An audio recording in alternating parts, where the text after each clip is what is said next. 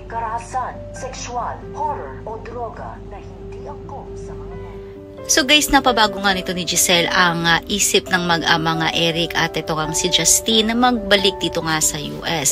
At ngayon ikinagulat naman ito ni RJ kung bakit inilagay sa finance department at head pa nga ito nga si Eric. So at hanggang ngayon ay wala ngang tiwala ito. Kinausap nga niya si Eric at tila ba napansin nga nito ni Eric na walang tiwala sa kanya itong si RJ. Na baka kung ano ang gawin nga nito. Kung kaya't kinausap ni RJ din ang kanyang ate Giselle at sinabi nga nito ni Giselle na hindi naman niya ito ginawa para kay Eric kundi para sa kanyang anak sapagkat ito lamang ang tanging kahilingan nito at tanging paraan para mapagbigyan siya na magstay nga at magtrabaho sa Apex. So balit mukhang tama nga si RJ na hindi dapat pagtiwalaan itong si Eric at maging itong si Justine sapagkat ngayon iniisip nga nito ni Justine na masaya na siya at nakapasok na siya dito sa Apex at sa buhay ng kanyang ina at hindi daw niya ito gagawin para sa kanyang lolo dahil may iba nga siyang motibo sa pagtatrabaho dito sa Apex. So hanggang saan nga ba ang paghihiganti ni Justine at Eric kay Giselle? Yan ang mga dapat nating abangan dito nga lang sa Abot Kamay na Pangarap.